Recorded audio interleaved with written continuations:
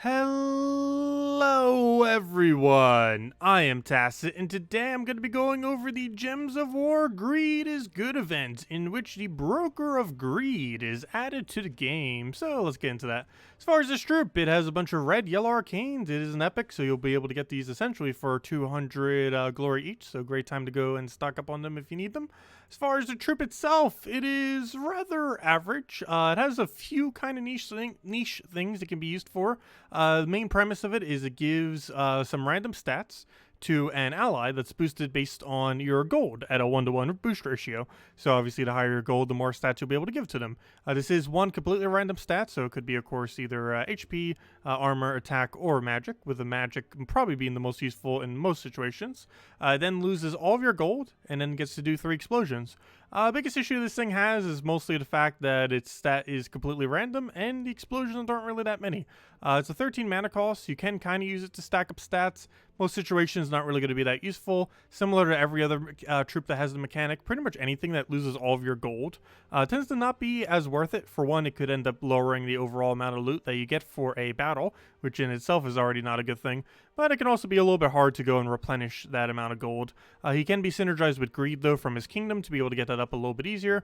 But it still has the liability of need to go and use a whole cast in order to get gold back up at minimum. So it's always going to be a little bit below average because of that, due to the amount of time it'll take just to be able to get this rolling, and the fact that you have to use one whole other troop just to make this troop work, which you're going to be using to buff another troop. So you basically need 2 troops just to buff up one troop, and then you don't even have necessarily any skull spam or anything to go with it. So it's pretty clunky, but it's okay. Nothing really too special. Only real noteworthy thing is it does have a gold boost ratio thing into a 25% gold bonus, so it does have that going for it. Also has the standard explosion that pretty much everything in Sin of Maraj has at the start of battle. But overall, pretty average troop. It can be used for a couple fun teams, of which we'll be showing.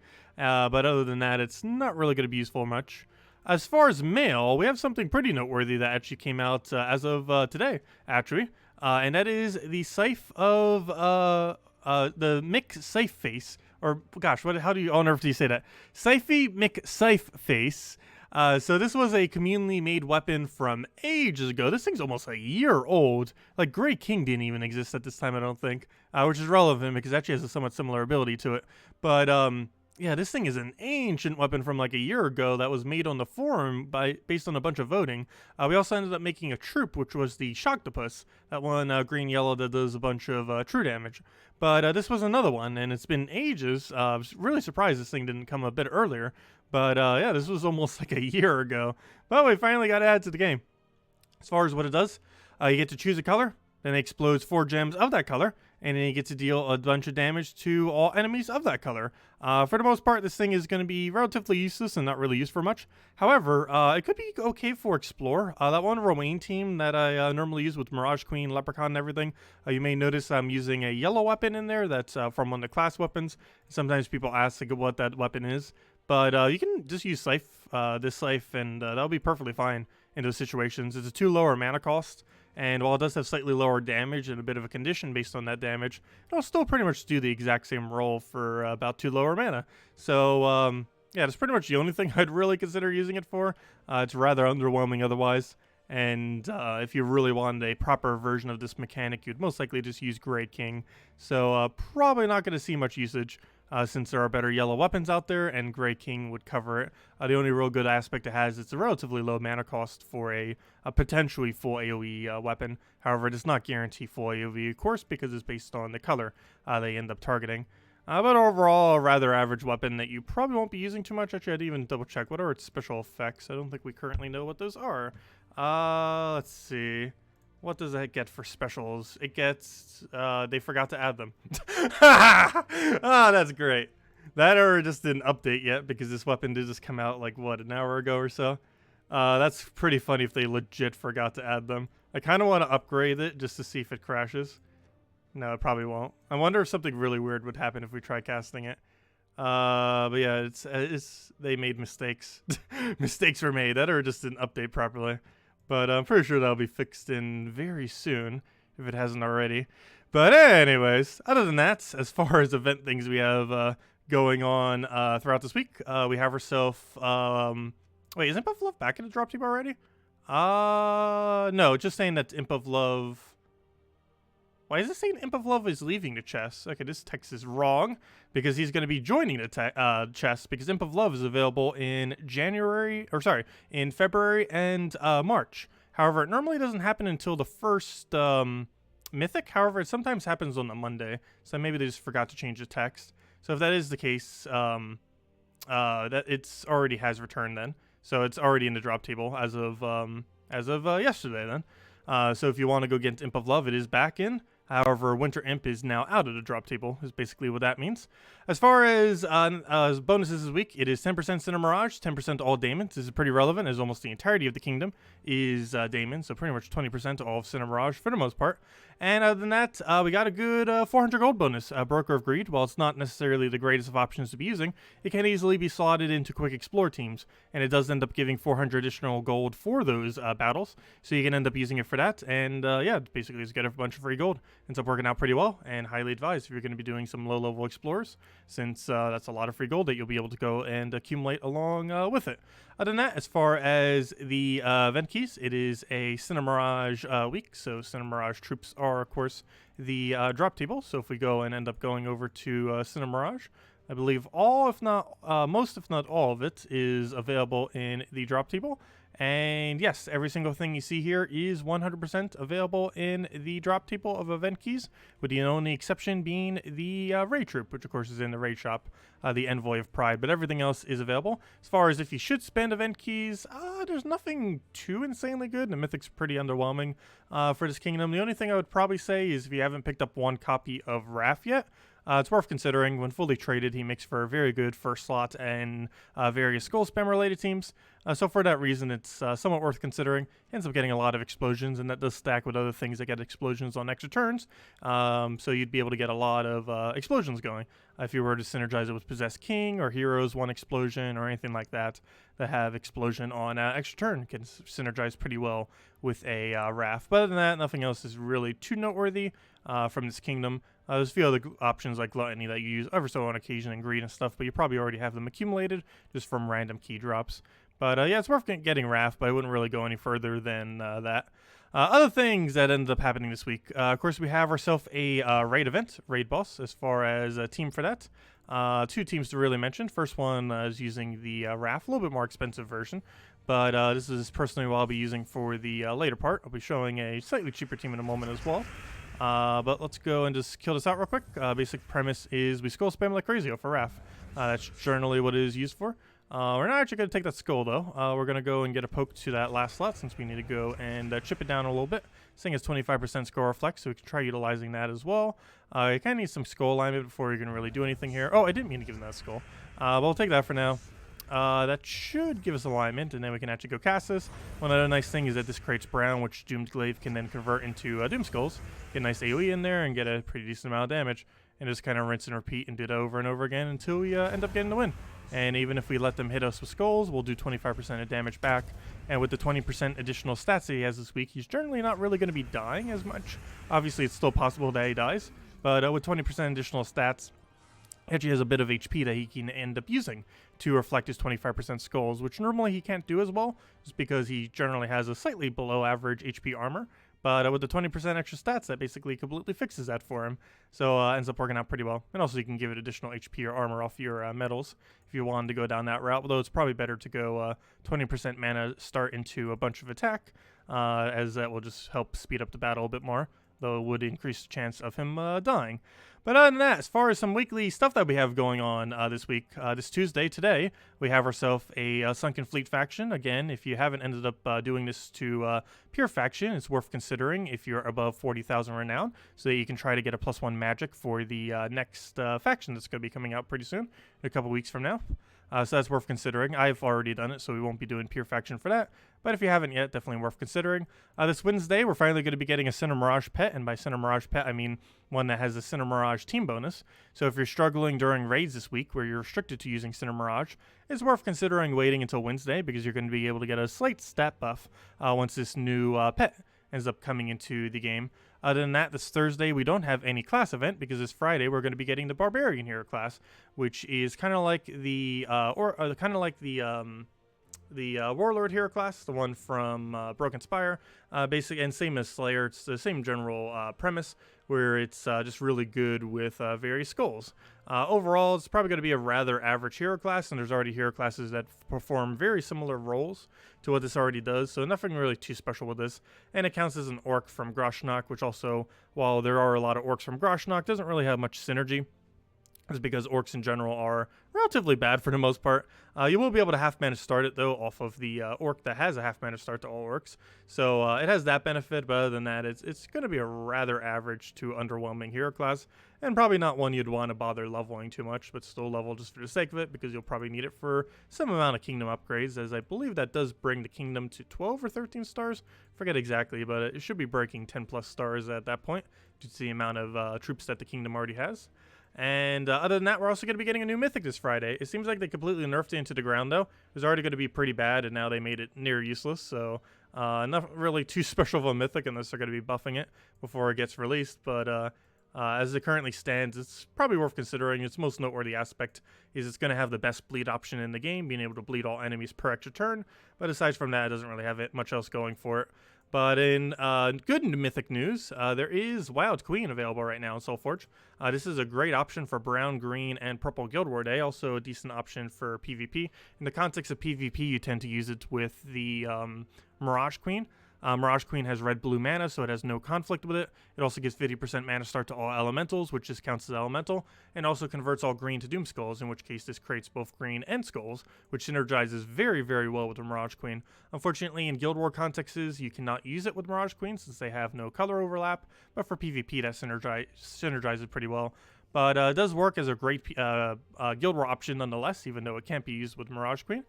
Main reason for this is it gets to steal a pretty decent amount of attack that is generally high enough that it'll almost zero out the enemy's attack in a PvP kind of context, in Guild War context. So that's already pretty good on itself, and you get to give all that attack to your first ally, so they won't be able to do much with skulls to you, while you'll be able to hit them very hard.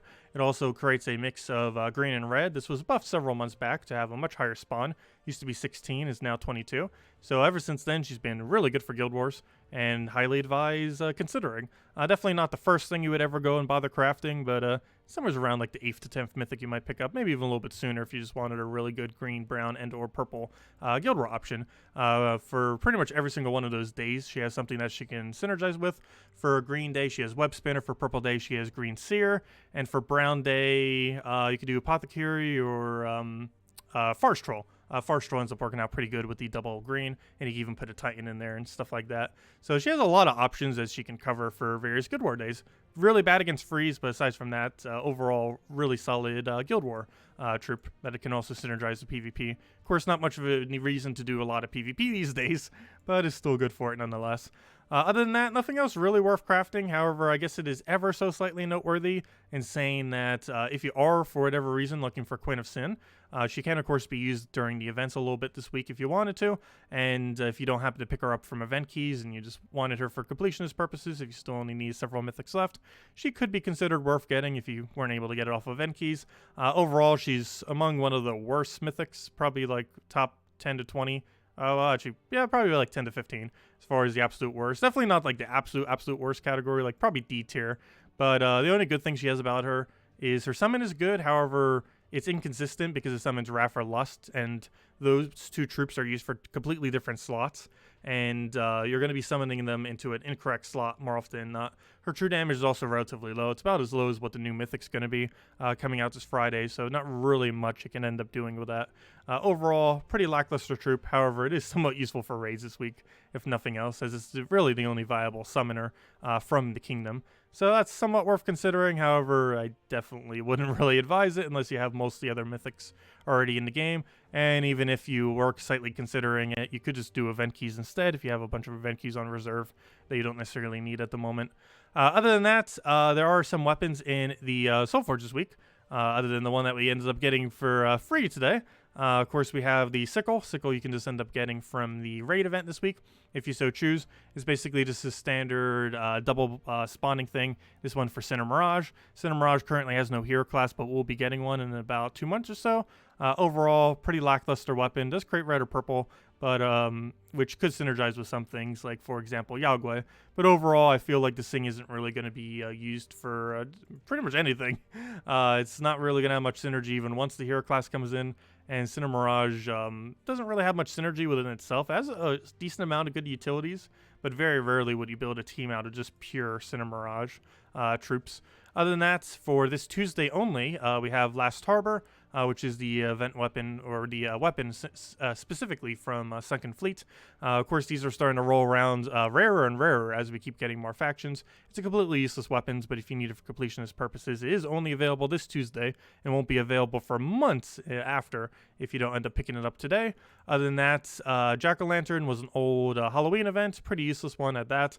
However, if you wanted to go and get it, it is here. And other than that, as far as the most useful thing to actually go and craft, since that you should get off the event, and these two you don't necessarily need, but as far as actual useful things, Doomed Crossbow, it is one of the 6 actually good Doomed weapons, so if you've been looking for something to actually go use your red scrolls on for Tower of Doom, here's the thing to go use on. It's just the standard Doom weapons that deal full AoE damage to all the enemies, as well as converting away a color, in this case all blues to Doom Skulls. Of course, all 6 of these variants are insanely good, and the only currently good Doom weapons in the entire game. And this one's definitely worth considering picking up by the end of the week if you happen to have enough red shards. If you don't end up having enough of these red jewels, you can go and consider using your shards for it in order to craft into reds. This isn't as good value as compared to doing diamonds, but if you needed some in a pinch, that would be able to do it. Other than that, try getting more pet battles for your guild, and as you get them throughout the week, you'll potentially get some red pets, and every single red pet will give you about 50 to 75, so you can end up stacking up a little bit more that way. Also, if you're really, really desperate to get more, you can also buy, if you end up getting a red pet, a bunch of baskets, and those baskets have a % chance of giving you jewels, and you would end up accumulating a lot of jewels that way. It is pretty expensive doing it that way from a gem perspective. However, if you really wanted to get this weapon by the end of the week, that would be one way to potentially do so, if you still wanted to go down that method. But anyways, really good weapon, highly worth considering. Other than that, let's go and get into some teams now. So I have several teams I want to go and mention real quick. First thing to go over is Explore, actually. So if we just go to a random Explore, we have this team right over here that we can end up doing to farm a bunch of gold. Also, as I mentioned earlier, we can also use the new weapon in this kind of team. So we can put the McSytheface in first slot, Rowanne, Leprechaun, and then Broker of Greed. Broker of Greed we're simply using for the free 400 gold that he ends up giving us every single battle. He also has a 25% gold gain, so he has 2 different things that will technically be increasing our amount of gold. So basic premise here is we just go cast Leprechaun, you then cast Rowanne, you win. Just rinse and repeat, and do that on any Explorer level where you can kill it. And for doing so, you'll end up getting a probably over 1,000 of gold. Maybe a little bit less if you do it at a slightly lower difficulty, though even at that lower difficulty, you might still be able to hit about 1k. So it's pretty much all you need to do, rinse and repeat, and you'll get a free little bit over 400 gold per battle. Because not only are you getting the 400 gold for using in PvP or Explorer, but you're also getting that little bit of 25% bonus, which will make the Leprechaun's gold that it gives give you ever so slightly more. So yeah, you can just end up running that. And honestly, this is the only thing I could really see this weapon end up being useful for. Okay, it does have some things. So it has anti-magic. It was just glitching out earlier. So it has leeching, which steals 2 mana from the first enemy. So that's somewhat okay, because that makes it technically a 10 mana cost. Has eliminate 1 magic from first enemy, and steals 3 life from the first enemy. So that means you could potentially steal 3 life and 2 mana from the first enemy, assuming that the first enemy still has any amount of mana on it. Okay, so I guess that's okay. Like, the 2 steal life is okay on it. Everything else on it's not really that useful. Though I guess it technically gets to steal a magic too. Or actually, it doesn't get to steal, it just gets to lower it. But overall, I guess it's okay. Like, it's basically going to be used as a low mana cost yellow. Very few situations where that would be applicable. However, this is technically a team where it is, because the whole point of this team is just to kind of slot something there that doesn't block Rowanne, that can be casted for very cheap. And that is exactly what Scythie McSytheface can do. So, yeah, if you're going to use it for anything, I guess you could use it for that. Other than that, there's this weird team. This has a mana loop going for it. Let's bring this over to PvP. Hopefully we don't get trolled by Wrath. Actually, just for the sake of it, I think we'll go to the middle battle, just because we can get very, very trolled by that mechanic. So we'll just avoid it for now. But here we'll go with Umenath. using the main premise of the team is not actually Umenath. You can put almost anything in first slot, like Web Spinner if you need something cheaper. Basically anything that can benefit from having any stat in the game, and Umenath is one of those when placed in first slot. But the main premise of this team is Bronzelock Pistle into the Broker of Greed into Greed itself. So the whole premise of this is we go and cast Greed. This will max out our gold. From here, we're going to want to go and accumulate a bunch of mana until we can start getting Bronzelock Pistle rolling. So we're going to need blues for that. So we're going to kind of want to move the board a bit until we can end up getting that mana. Even when first slot has mana, we are going to want to consider taking browns and greens before we end up getting that cast down. So we do actually want to make sure we have a full Bronzelock Pistle before we get rolling here, if we so can. It doesn't look like we'll be able to, so I'm just going to go secure a kill here. So we're going to do that. That'll give some skull spam, which you can kind of use as a board clear. From here, we still want to go try finding full mana for this, so I guess we'll go take that blue right over there. This will give us a full Bronzelock Pistle, and basically what we do is keep Bronzelock Pistoling until both of these have full mana. Oh gosh, we didn't even get to do it. We won too quick. Okay, maybe I should do a 3 trophy. Fail! I won before we could do the full combo. Gosh, why must everyone be running Wrath and Doomed Glaive right now? Hopefully we won't kill it as quick. So, let's try this again. Round 2. So, we're going to want to cast Greed. Get our mana going. Luckily, much better start than before. So with Bronzelock Pistle up, we're going to now want to keep spamming Bronzelock Pistle until we have mana for pretty much everything. From here, we can go and buff up to first slot. This will get rid of all of our gold. However, we can now cast Greed in order to get all of that gold back. So now, boom, we're already back at full gold. We can then keep spamming Bronzelock Pistle until we have everything up again. And now we can go likely one-shot with this ability. So we'll go and do our one-shot.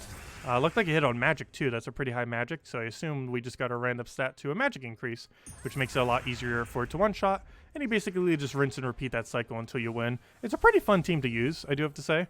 However, I don't really feel like it's going to be viable for much, but it can work. And you don't have to use Umenath there. You can use Web Spinner. Pretty much any slot, any troop that's really good in first slot that gets a good skull boost ratio will probably be fine. As long as it has a good cast that can utilize the magic, as well as having good skull value, it'll be fine in first slot. And obviously HP and armor just helps keep it alive, whatever you have in your first slot then.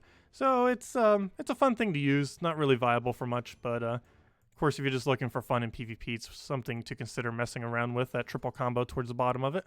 Other than that, here was the raid team that I just showed for raids. Other than that, we have a cheaper team, of course, to show. And this one uses much, much cheaper options. It uses double Gluttony, which if you don't already have, you could probably get from just a few event keys. Envoy of Pride you just end up getting from the raid event itself. Didn't really make mention of much about it. It's pretty much just a standard raid troop. It just happens to gain 4 magic to all allies if you end up getting a kill. Nothing really special about this thing at all. Similar to many of the other raid and evasion troops that come out. But other than that, Gluttonies are here mostly to clean up the earlier troops. Since your main combo is going to be throw Mang at the boss and then kill the boss with Envoy of Pride. The rest of the other 3 you're going to have to find a way to kill. And one way that you can go kill them is try to use Gluttony's 20% chance to go devour them. And of course use skulls off of Mang, given that you just tore to go get a high attack value. So those are the main 2 options that you're going to want to kill with. Obviously you're probably going to be taking more skulls than you're going to be taking Gluttony attempts. However, when you do end up getting a Gluttony devour, that's just a free kill at a 20% chance. And it ends up getting 4 explosions, which does accumulate pretty much half of its mana back. Possibly more if you end up getting a lucky cascade. So it's a nice cheap option to kind of get through raids this week, particularly the higher levels if you're struggling as a newer to mid-range player. Other than that, Barbarian class, this will be restricted to orcs from Groshnok Kingdom. As far as options you can run Mang as Barbarian hero class, which we can't currently set, obviously. But running that with Double Fist of Zorn with a Garnok. Garnok's mostly just here to resummon stuff. It'll also give your first slot 50% mana start if you're using the Barbarian hero class that'll be coming out. So that'll be the way that you can kind of give it a half mana start if you do want to go and use that to level it up. But this is mostly here just a summon. It's the only really reliable, decent summon from this kingdom. Also creates a bunch of brown and red, which will obviously feed right back into your Mang. So you can keep spamming Mang, one-shot everything, and Fist of Zorns are here for the yellow to skull convert in order to go give you some skull spam. So overall, it's just kind of skull poke over and over again kind of premise the team. Other than that, faction for today. It is Sunken Fleet. Sunken Fleet has the availability of blue, so you can just use standard truffle team. Forest Troll, double King Gob truffle into Doomed Glaive. If you don't have Doomed Glaive, you can use Shekar's Heart or pretty much anything there. Main premise of the team is obviously is Forest Troll into double King Gob truffle, and I'm just using Warden with this because Warden is the only hero class that has both Dispel and Green Storm at start of battle, both of which are pretty useful. Green Storm you can normally win within the first 4 turns to end up getting better value out of both Forest Troll and King Gob truffle to allow them get started earlier as well as loop better. And the Dispel is to make sure you don't get Submerge countered. Submerge does hard counter King Gob truffle because he does full AoE damage, and if you don't have something like a Doomed Glaive, it is pretty mandatory to have Dispel since you might not have a weapon that will be able to clean up as well. You can possibly not run a Dispel option if you do have Doomed Glaive or something similar, like the Doomed Club, which is the brown version of it, because you'll be able to go and basically do Skull Spam against anything that has Submerge. But it's still always good to carry the Dispel just to make sure that you can just infinite loop the truffles and actually get damage from their infinite loop. Otherwise, you'll just keep hitting zeros, which is not good. And other than that, last team I really wanted to mention was just the Pure faction. I personally won't be doing this because we've already done the Pure faction for this faction. But if you're still going to be running it, Mirage Queen, Double Water Elemental, and Drowned Sailor, assuming that you're doing it today, you're going to have to obviously buy a bunch of potions. And in doing so, you're probably going to have a lot of stats. And in doing so, your Water Elemental should get pretty good value. It gets to damage all enemies and stun them while having a full AoE that will probably be around almost 100 range depending on how many potions you end up buying. Definitely above 80 if nothing else, so it'll be able to do some pretty decent damage. Has Water Link into itself, so you'll be able to get mana for it pretty quick. And the whole premise will basically just be use Drowned Sailor to go feed a bunch of blue to everything, use your Mirage Queen to tank, and just keep spamming Water Elementals until you win. And that should be perfectly fine. And even if you lose Mirage Queen before the final battle, you should be able to win off of just Water Elemental full AoE spamming and go from there. So that should be pretty much everything. If you guys still have any other questions, feel free to leave it in the comment section below. Of course, we'll be getting a new pet this Wednesday. We got a new weapon today, and we'll be getting a new hero class this Friday, as well as a new mythic on Friday. Unfortunately, all that newer content, not really going to be that useful. Good majority of it's not really going to be used for much, but if nothing else, we'll still be messing around with it, see what it can do. Who knows, maybe it'll surprise us and have some potential. For example, the mythic that's coming this Friday does have 4 times bleed, and 4 times bleed is technically not bad. It's just everything else associated with the card is relatively bad, which makes it seem rather bad, but you never know. Maybe in testing a little bit, it's actually going to be somewhat viable. We'll see how things go, and I'll catch all of you guys later. Leave a like on the video if you enjoyed, and comment any other questions. Goodbye, everyone, and thank you so much for watching.